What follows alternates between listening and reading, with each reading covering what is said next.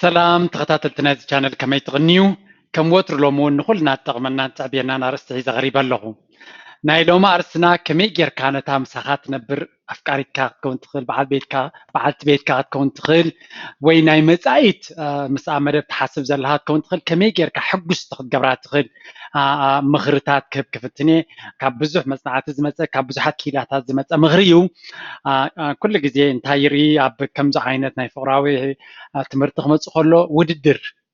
دكنسيونا خمزين قال زي ردهني وقال ملأ أب فقر ويا بهوت كلتا نجارات لك بتحدى قنع كتكون تدلي بتحدى فقر تدلي أين يا تمرت تحطه فزي كل جزء حجوسن تعوين سلام زلون حضارن فقر تدلي ده رقينك جدا إذا بحال زلوا كابز حكي لا تزمت أيو عند حرنا زخول ناجبرك خلها كبرت ديتو هيبك منال بعد عيت سبع حس كان لها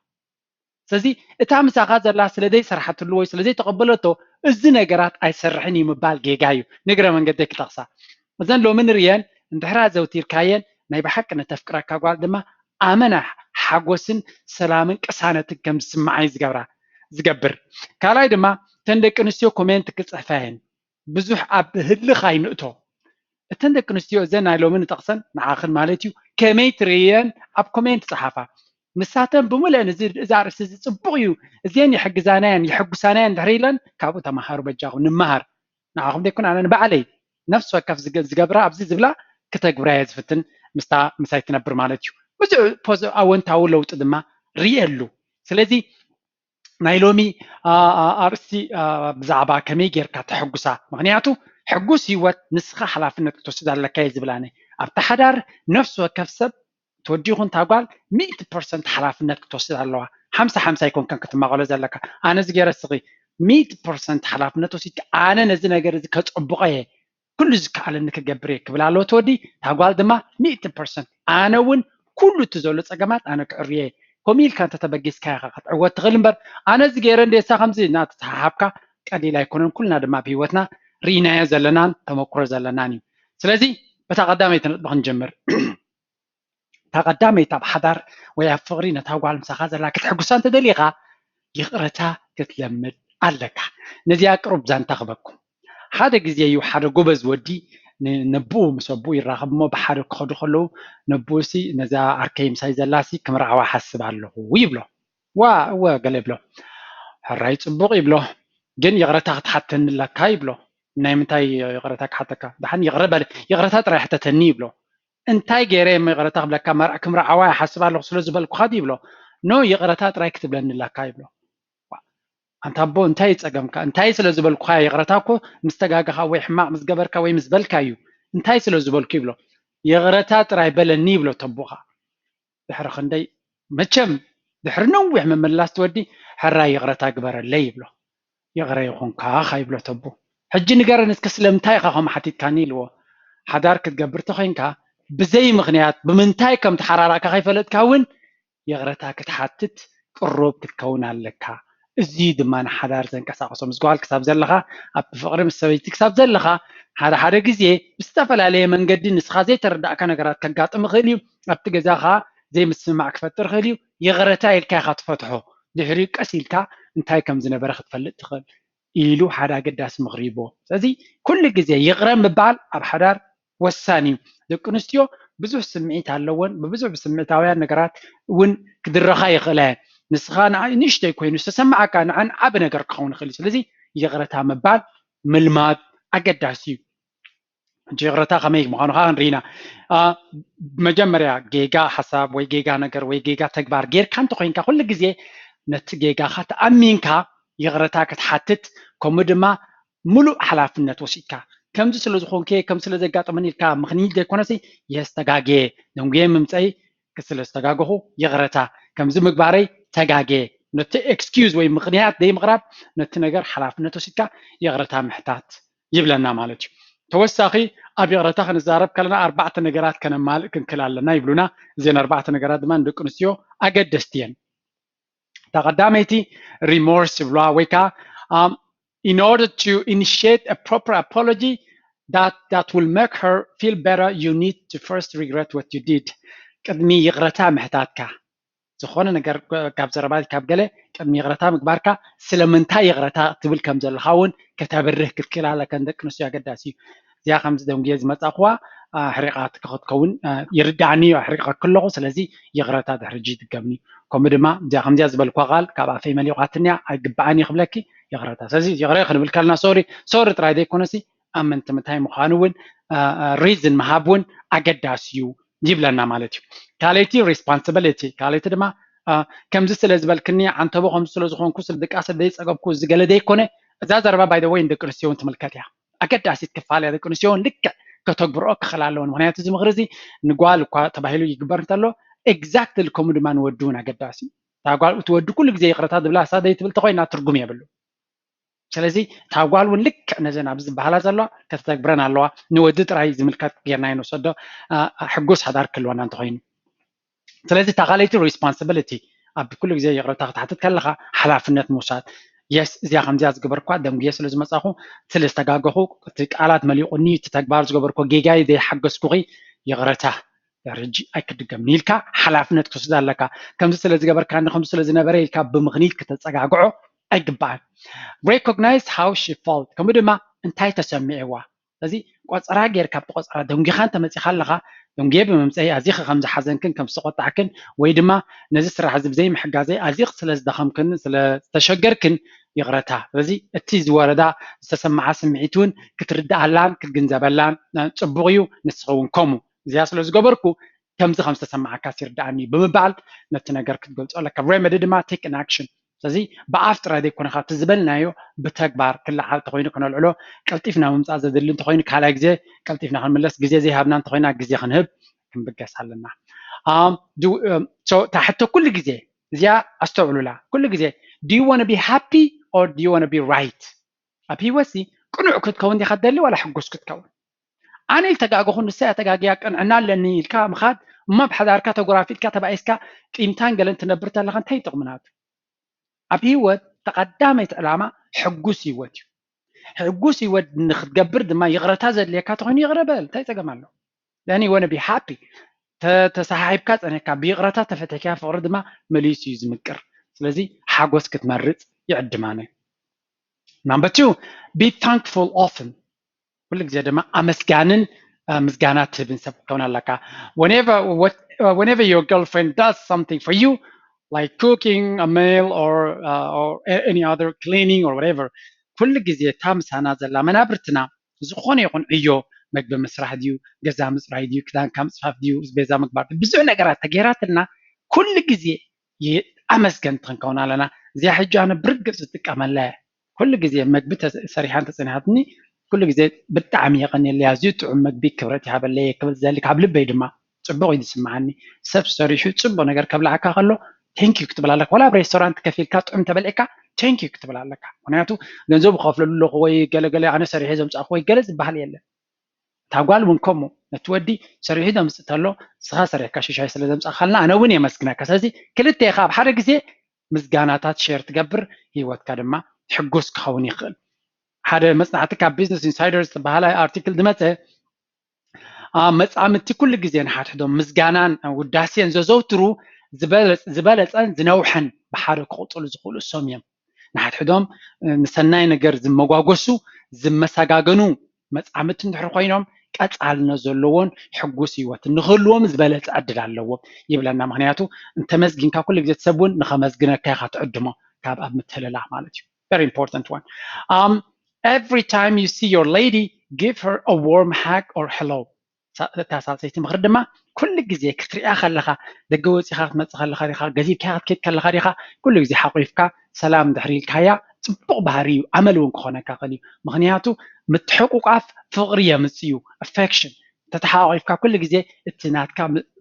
ምትሕልላይን ምፍታውን intimacy ናትካ እናዓበየ ዝኸይድ እንታይ ብለና ኣሎ physical affection is related to greater satisfaction in romantic relationships approved by several studies እዚ ኩሉ ግዜ ናይ ኣካላዊ ምትንኻፍ ምትሕቁቃፍ ኣብ ፍቅሪ ዕጋበትን ሓጎስን ኣብ ምፍጣር ዓብ ተራ ስለ ዘለዎ ነዚ እውን ከተዘውትሮ ፅቡቅ እዩ ይብለና ሳልሰይቲ ነጥቢ communication is key communication ማለት ምዝርራብ ምምያጥ ምርድዳእ ወሳኒ ኣብ ሓዳር ሓደ ካብታ ኣብዚ ሕብረተሰብናትና ዓብይ ዕንወት ኣውሪዱ ዘሎ ኣብዚ ሓዳራት ብፍላይ ኣብ ስደት ዘለና ማለት እዩ እዚ ዘይምርድዳእ ምዝርራብ ብግልፂ ዘይምዝርራብ ወይ እውን ክትዘራረብ ግዜ ዘይምሃብ ኣብኡ ከለካ ብድብድብ ናብ ዝኸፍአ ነገራት ዝኸይድ ዘሎ እዚኣ እውን ክንግንዘባ ኣለና A common negative pattern is in many relationships is communicating in a cycle of criticism and defensiveness. كل ግዜ እቲ ዘረባ ድማ ብዓይኒ ነቐፌታ ስኻ ከምዚ ጌርክ ከምዚ ንኽጌርክን እቲ ሓደኻ ከምዚ ስለ ዝኾንኩ ስኻስ ከምዚ ጌርካ እንዲኻ ስኻስ ከምዚ ጌርክን እንዲኺ እቲ ዘረባ ኣብ መንጎ ፍቑራትን ሰብ ሓዳርን ዘሎሲ ናይ ምትህልላኽ ጥራይ ከምዚ ስለ ዝገበርካኒ ከምዚ ገይረካ ከምዚ ስለ ዝኾነ ከምዚ ኮይኑ ኣብዚ ስለ ዝኸድክ ከምዚ ኸይደ ኩሉ ግዜ እቲ ዕላልቲ ናብ ምትህልላኽ ናብ ስራሕ ስኻ እዚ ገበርካ ኣነ እዚ ገበርኩን ገለ ዝኣመሰለ ዘይኮነሲ ንዕኡ ግድፍ ኣቢልካ ፅቡቕ ነገር ዋላ ንክልቴኻ ዘይትንክፍ ተኾነ እውን ብዛዕባ ሓደ ኣብ ኩነታት ኣብ ዓድና ዝካየድ ዘሎ ድዩ ኣብ ገለ ዝኸይድ ዘሎ ኩሉ ግዜ ንክልቴኻ ዘሰማምዓካ ርስታት እውን ክትዛረብ ከለካ ፅቡቕ እዩ ኩሉ ግዜ ክትረዳእ ክትዘራረብ ክትክእል ኣለካ ኩሉ ግዜ ነቲ ሓዳርካ ገዲፍካ ብዛዕባ ጓል መንገዲ ተዛረብ ይብል ኣለኹን ግን ናይ ኩሉ ግዜ ምስሓብ ክኸውን የብሉን ኣብዚ ሕጂ ከርየክም It comes down attentive listening and trying to understand እቲ ምስጢር ድማ ሓደ ሰብ ክዛረብ ከሎ ፅን ኢልካ ምስማዕ ወላ ትፈልጦ ኮንቲ ዝዝረብ ዘሎ ካልኣይ ድማ ክትርዳእ ምፍታን ስለምንታይ ሰብ እዚ እዛ ሰብ እዚኣ ስለምንታይ ከምኡ ትዛረብ ኣላ ካበይ ተበጊሱ ንክትምልስ ኢልካ ምቅራብ ዘይኮነስ ክትሰምዖም ኣለካ ንሰባት ሕጂ ኣብዚ ክሕግዙና ዝኽእሉ ኩሉ ግዜ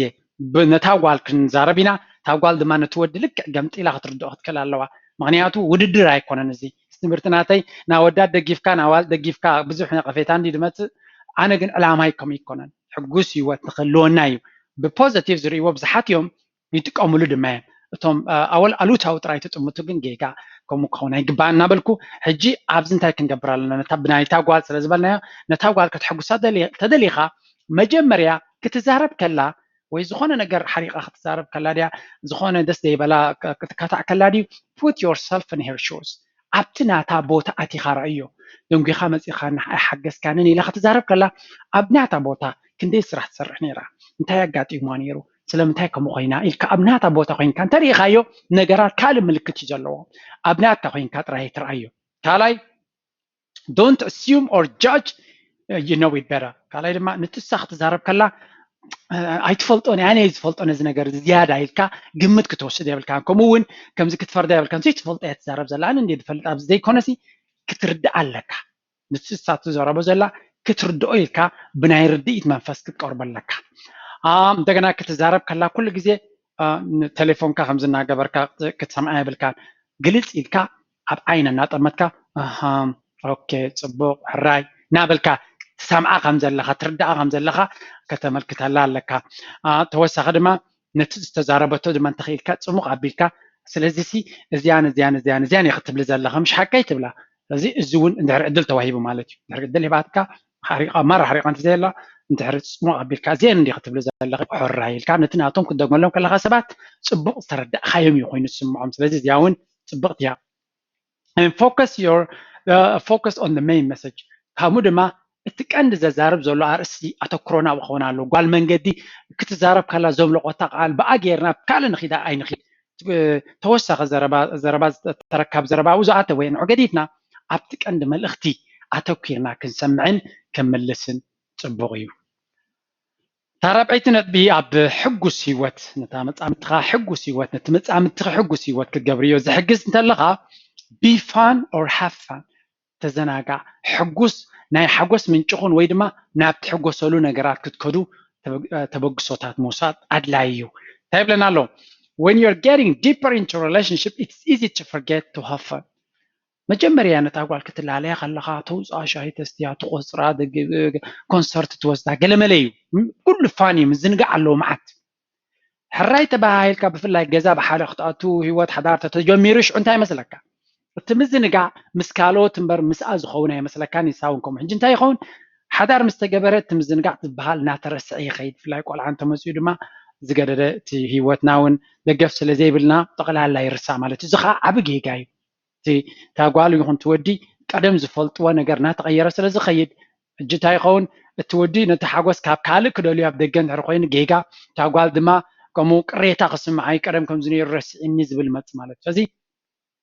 إذا دما أنا كل عينت عليه سب زقات النجاري نعين نعاخن تراي ده كونس نخل سب أبيوت زقات ما نجاري سازي and it is the inevitable consequence of a relationship حدك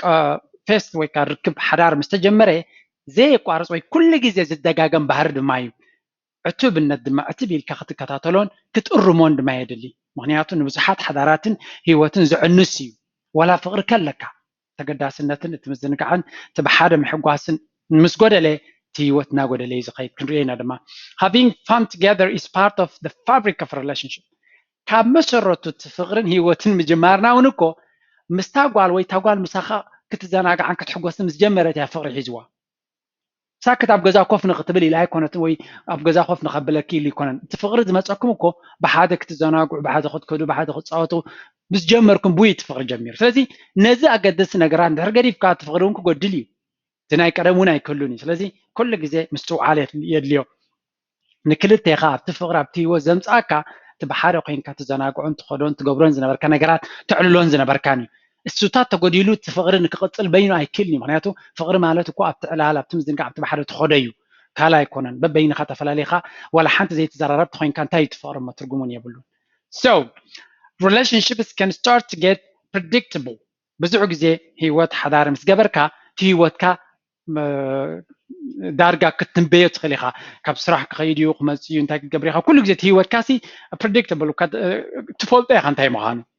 انتاي جنيبلو صبق حدار ويكا ما مغزوخونه فرح قوس حدار قاون تخينو unpredictability زي كم زي كاب نورمال وز اي نغرات تقبر لك انا ابن كل جزء the same نغر ده يكون حدا جزء هاندبت فلوي نغر هي ابديو